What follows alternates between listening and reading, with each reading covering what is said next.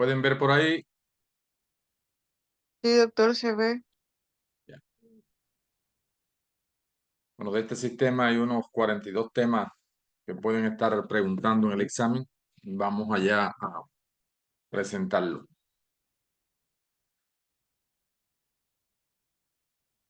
Vamos a recordar un poco desde el punto de vista anatómico y funcional el aparato genitourinario. Este tiene cuatro funciones generales, funciones específicas e importantes para poder trabajar como sistema. Estamos hablando de la primera función, que es la función de filtración. Es decir, aquí tendríamos la arteriola aferente, esta es la arteriola eferente, y por la arteriola aferente llega toda la sangre que le llega al sistema, a la nefrona.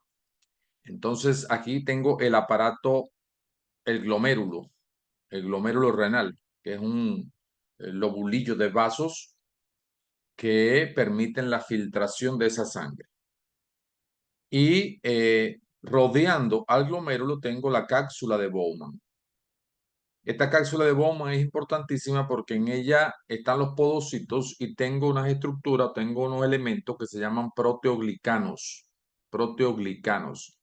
Y como lo dice el nombre, proteo de proteína y glicanos de carbohidrato, estos proteoglicanos que están en la cápsula de Bowman evitan que las macromoléculas se filtren, porque yo necesito utilizar la proteína y necesito utilizar los carbohidratos para mi metabolismo, es decir, para formar glucosa, para formar energía, para formar músculo. Entonces, ahí están ellos inhibiendo ese transporte de estas macromoléculas hacia la orina. Entonces, si yo tengo un problema a nivel glomerular y a nivel de la cápsula de Bowman, posiblemente ese proceso se me filtren la glucosa y se me filtren las proteínas y esto sea un problema de salud. Ese sería el primer momento, la primera función importante que tiene la nefrona. La segunda función es la reabsorción. Y aquí es importante también. Una vez que ya se han filtrado eh, toda la sangre que se está filtrando a través del glomérulo, como ustedes ven aquí, punticos rojos y punticos azules significa que están filtrándose cosas buenas y cosas malas. Entonces yo las cosas buenas las necesito reabsorber porque no quiero que se me filtren, no quiero que se me escapen por la orina. Necesito reabsorberlas, meterlas a la sangre de nuevo. Entonces ahí como por ejemplo, en muchas ocasiones la glucosa se me filtra y yo tengo unos cotransportadores que me intercambian sodio por glucosa. Entonces aquí ellos funcionan aquí a nivel del túbulo contorneado proximal y me meten la glucosa nuevamente a la sangre para poder ser utilizada como fuente de energía. Entonces esa es la segunda función, que es la reabsorción, filtración, reabsorción. La tercera función es secreción. Esta ocurre sobre todo a nivel del túbulo contorneado distal. Aquí tengo glomérulo, cápsula de Bowman, túbulo contorneado proximal, asa de Henle con su rama descendente y su rama ascendente, túbulo contorneado distal. A nivel del túbulo contorneado distal, si en la sangre todavía quedaban elementos de desecho que no se pudieron filtrar a nivel glomerular, hay otra propiedad que me permite secretar esos contenidos que son dañinos, meterlos al túbulo contorneado distal para que puedan ser eliminados a través de la orina. Y ese proceso se llama secreción. Y el último de las cuatro funciones muy básicas que tiene la nefrona sería la excreción, que es la eliminación per se de esos elementos de desecho a través de la orina. Entonces, este sería la conformación que tiene nuestra nefrona y esas cuatro funciones. Ahora, ¿qué otros elementos anatómicos debemos de conocer por acá?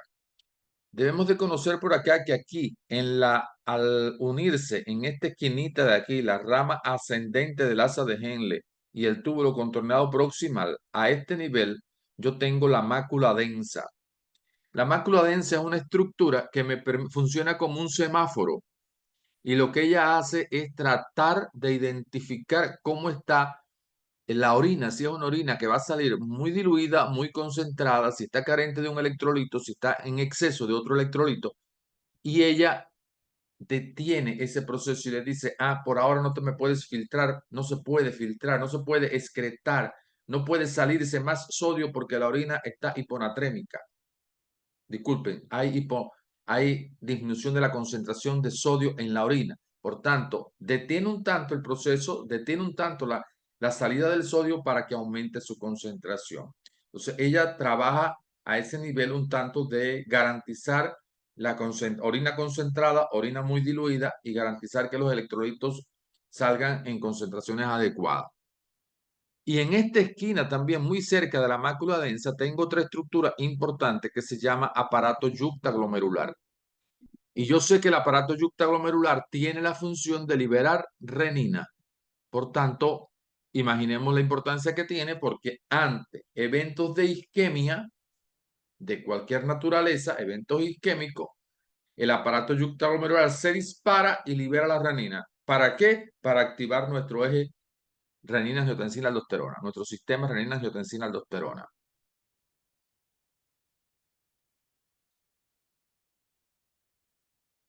Ahora, ¿cómo es que este sistema, esta nefrona, se pone en contacto con otras estructuras dentro del riñón para poder producir la orina y que salga por el meato uretral? Ah, bueno.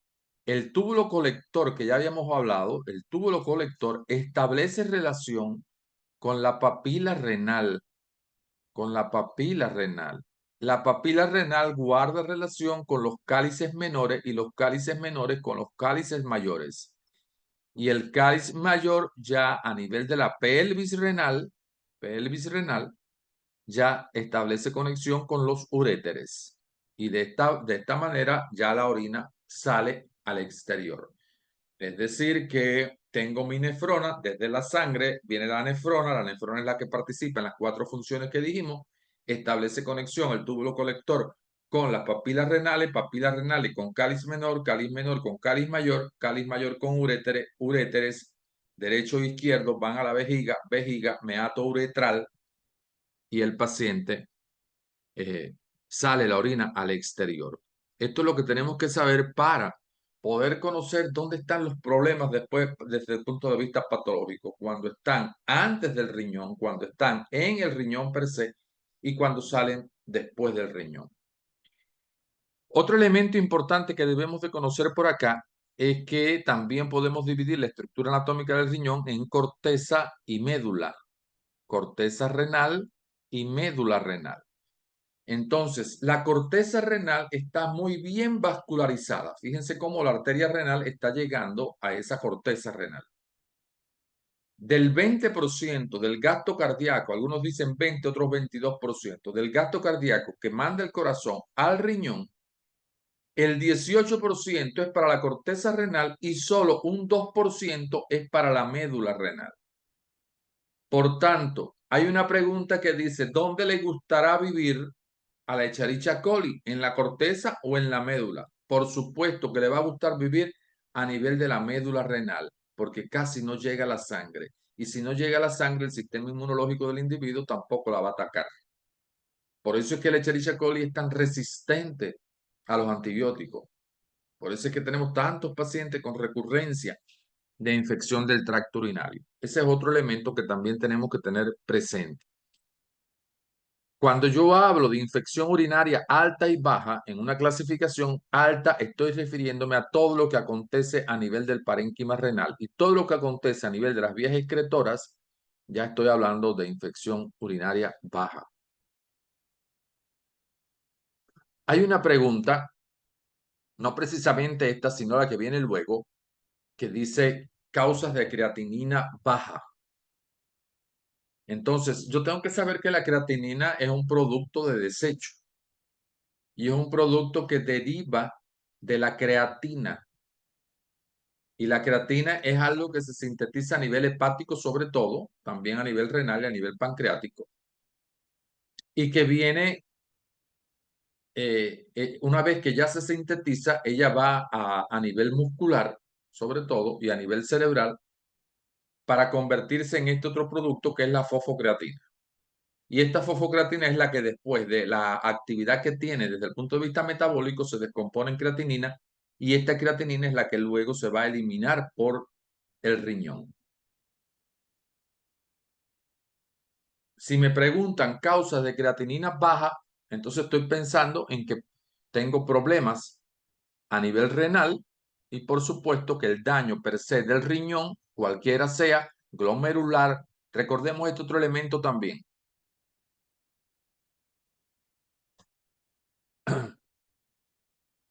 Los problemas del riñón, dentro del riñón, los podemos enfocar desde 4 puntos de vista. Glomerular, tubular, intersticial y vascular. Es decir, que cuando me pregunten enfermedades renales, que yo tenga que hablar de diagnósticos diferenciales de algunas enfermedades renales, me tengo que ubicar rápido en esos 4 momentos. Puede haber problemas a nivel glomerular, puede haber problemas a nivel intersticial, puede haber problemas a nivel vascular y puede haber problemas a nivel tubular. Entonces eso también recordarlo. Por tanto, problemas renales de cualquier tipo de estos que he mencionado pueden cruzar con creatinina baja. El envejecimiento, donde hay una pérdida, donde hay una sarcopenia y disminución de la masa muscular, y ya yo les decía que tenía la creatina y la fosfocreatina tenían un trabajo importante a nivel de la masa muscular, también puede ser causa de creatinina baja.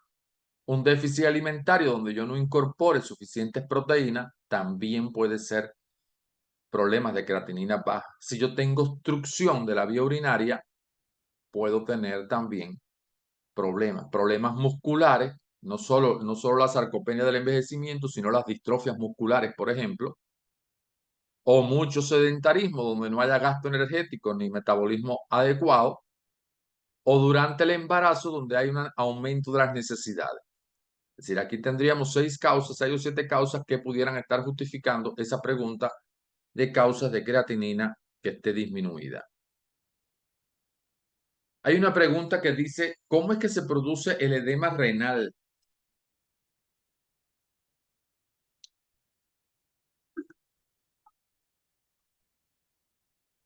Entonces, hay dos condiciones. El edema renal lo voy a ver por dos condiciones. Uno, que esté relacionado, y fíjense cómo esto se relaciona con lo mismo que ya habíamos visto acá, que esté relacionado con que se me escapen las proteínas por aquí, que hay un daño glomerular a nivel de la cápsula de Bowman y se me escapen las proteínas, o que haya un problema identificado por el aparato yuxtaglomerular que dispare la renina. Son las dos causas fundamentales del edema renal. Reducción de la excreción de sodio, retención de sodio, elevación del pH a nivel capilar, edema. ¿A qué me estoy refiriendo aquí? Me estoy refiriendo al sistema renina-angiotensina-aldosterona, que lo vamos a ver ahorita. Por supuesto que cuando tengo mucha renina, el final del todo es la aldosterona reteniendo sodio, reduciendo esa excreción de sodio. Y por otro lado, esa lesión glomerular también me afecta la otra parte que les decía, la membrana de filtración a nivel de la cápsula de Bowman, los proteoglicanos, afectación a ese nivel, escape de las proteínas, hay proteinuria y tengo hipoproteinemia.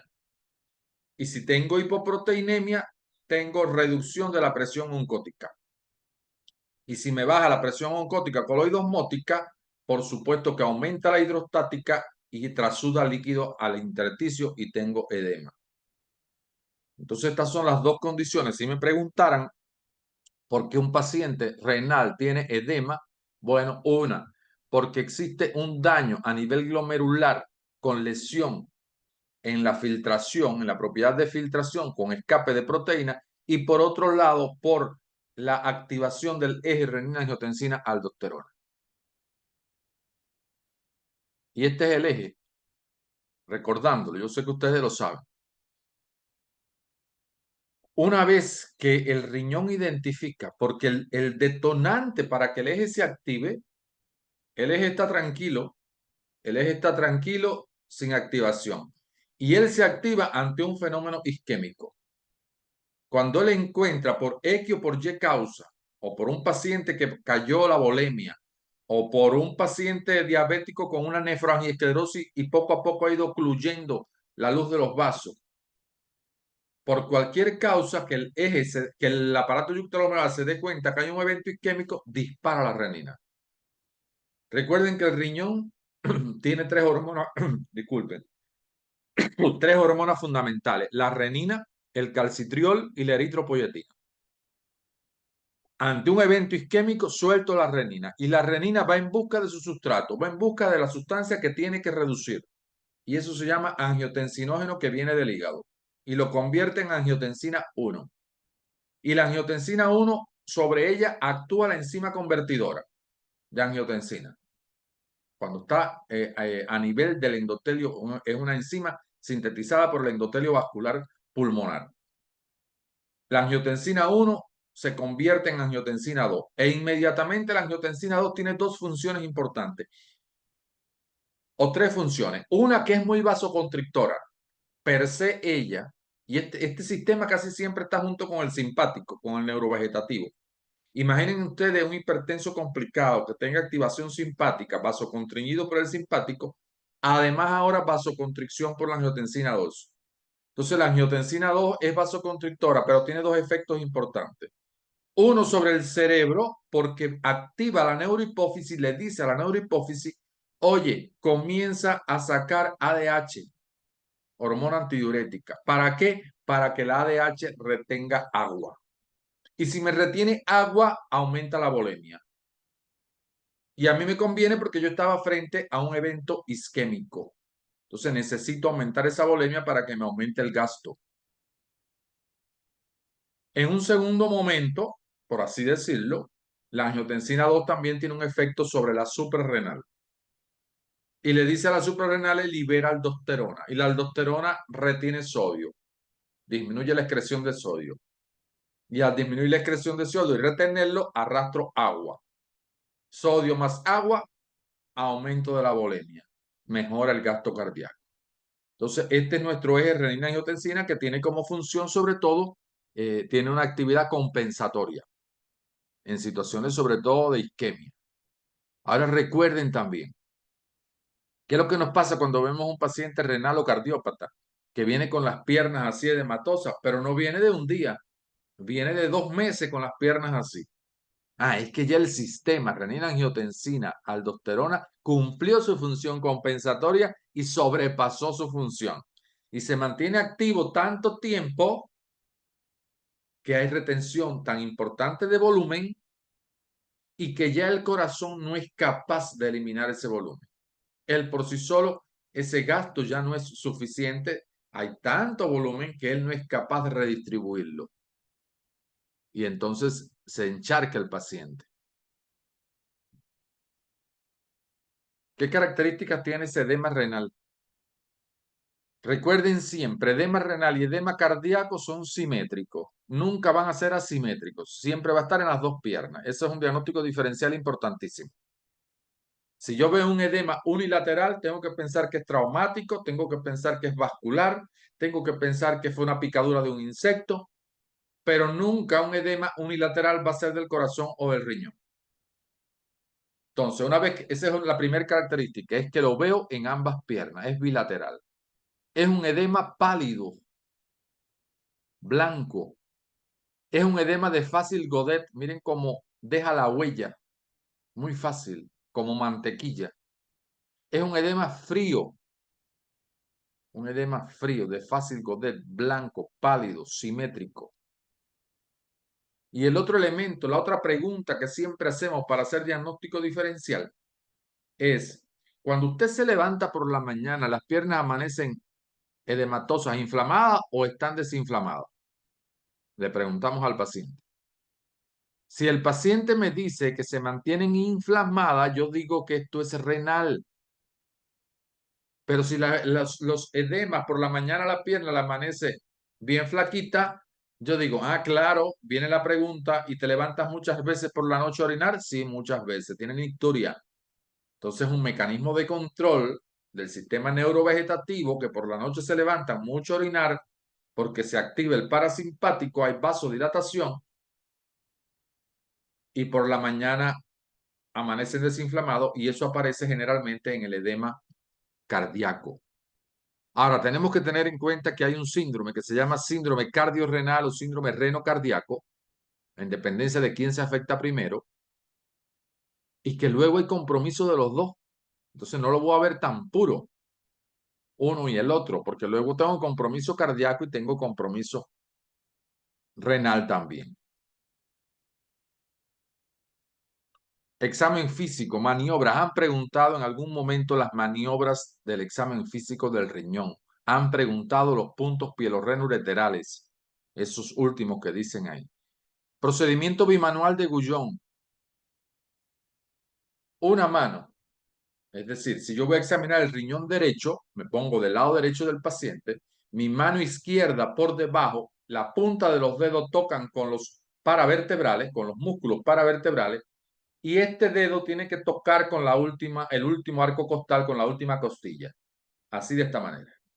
Meto mi mano por debajo de la última costilla, músculos paravertebrales. Y con esta otra mano comienzo a palpar desde fosa ilíaca derecha hacia en busca del riñón, que el riñón recuerden que está entre flanco e hipocondrio derecho. El polo superior está en el hipocondrio derecho.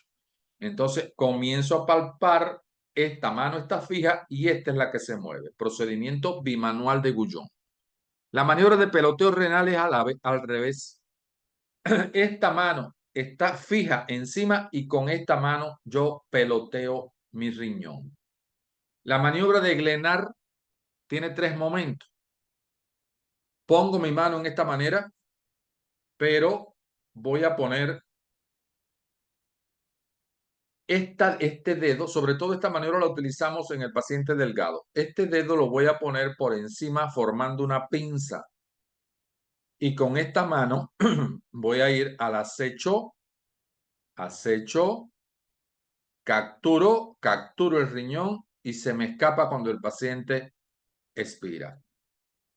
Método de Ouellet es en el paciente de pie, rodillas sobre una silla y examino ese lado del riñón.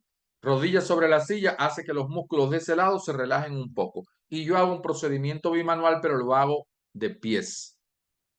Puntos pielorrenoureterales anteriores. Decúbito supino el paciente. Línea imaginaria por el ombligo, de forma horizontal. Ubico los rectos abdominales, que tienen este recorrido así, de mayor a menor. La unión del recto abdominal, su cara externa, con la línea imaginaria que había pasado, ahí está el punto pielorrenoureteral superior y se corresponde con la pelvis renal. Paso una línea imaginaria ahora por la cresta ilíaca, recto externo, cresta ilíaca, punto pielorrenoureteral medio, anterior medio, y se corresponde con la desembocadura de los uréteres hacia la vejiga. Van bajando, descendiendo. Y los puntos pielorrenoureterales anteriores inferiores tienen que ver, en el hombre hacemos tacto rectal, en la mujer tacto vaginal. Recuerden la relación que hay, los problemas prostáticos también me producen enfermedad renal y en la mujer los problemas ginecológicos también tengo que hacer diagnóstico diferencial de las patologías o de las entidades renales. Ahora, los posteriores, puntos pielorrenoureterales posteriores. Paciente sentado, yo me pongo mirando su espalda, su dorso, última costilla, último arco costal, músculos paravertebrales. En la unión de la última costilla con el músculo paravertebral, ahí está el punto costo muscular.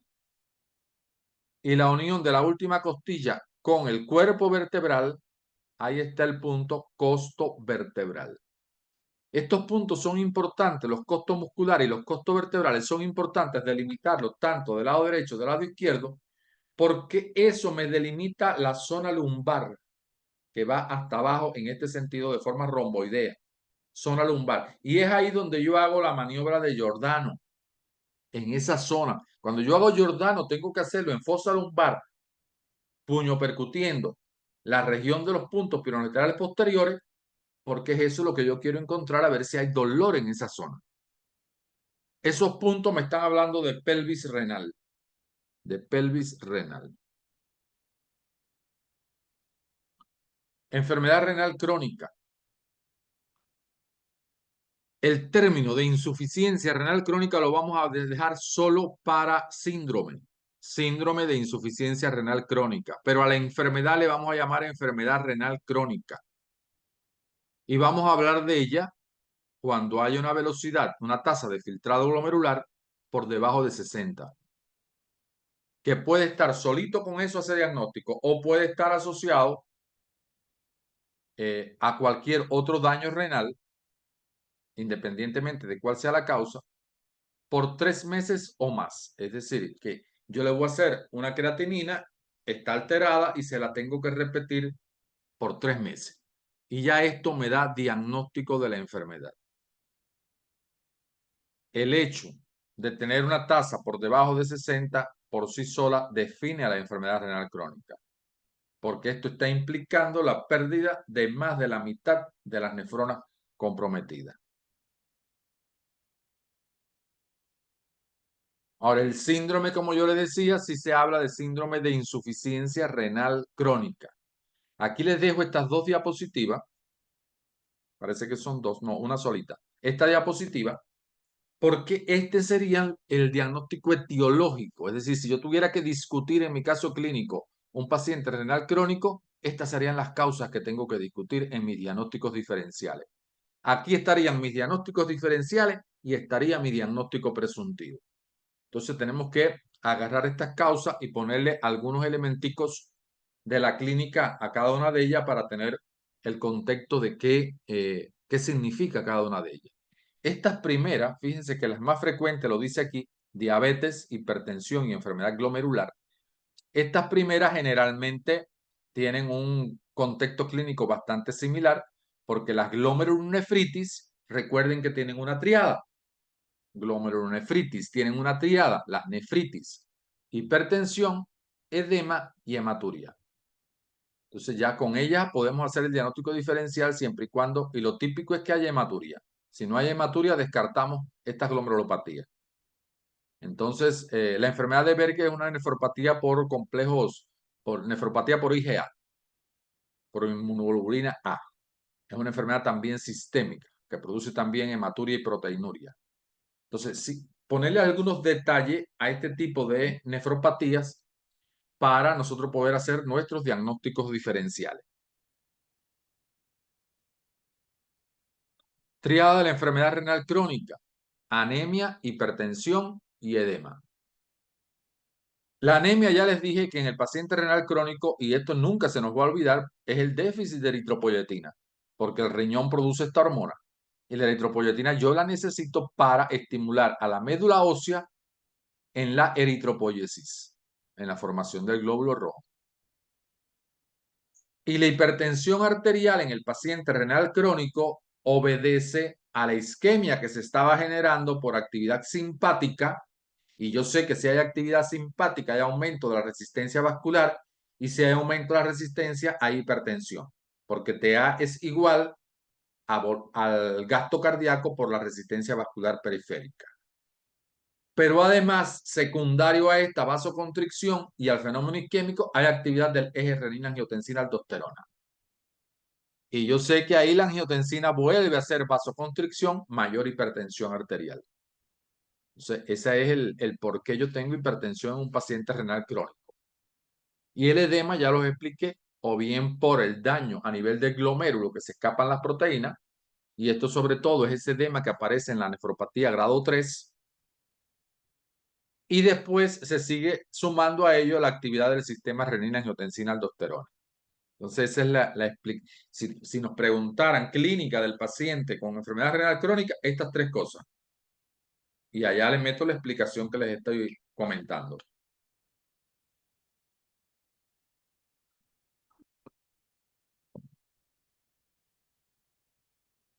¿Qué exámenes complementarios lleva un paciente en donde yo estoy sospechando una enfermedad renal crónica?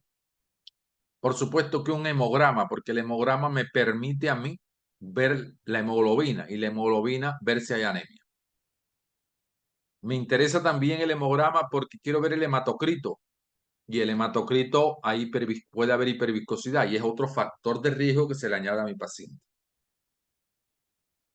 Si fuera una infección en un paciente renal crónico complicado con una infección urinaria, sería importante el leucograma para ver la leucocitosis con desviación izquierda, predominio de polimorfo. Como es un paciente, es una enfermedad renal crónica, muy probablemente encuentre a la velocidad de sedimentación globular aumentada por encima de 10 en el hombre, de 20 en la mujer, porque se trata de un reactante de fase aguda de los procesos inflamatorios. Voy a hacer el perfil renal, urea, creatinina y ácido úrico, porque yo sé que estos elementos se eliminan por el riñón, son productos de desecho que se eliminan por el riñón, y si hay un riñón que está comprometido, muy probable los encuentre aumentados en sangre. La glicemia, porque yo sé, y ya lo vimos en la etiología de la enfermedad renal crónica, que la diabetes es una de las principales causas de enfermedad renal crónica. Y en nuestro país y en Santa Cruz, hartos pacientes. Tengo que ver el perfil lipídico, porque yo sé que en mis pacientes que tienen una enfermedad renal crónica con proteinuria, hay hipoproteinemia, y en estos pacientes puedo encontrar también los lípidos aumentados. Además, son factores de riesgo. Gasometría, porque yo sé que un paciente en un estado urémico puede estar acidótico en acidosis metabólica y yo encontrar mi paciente con alguna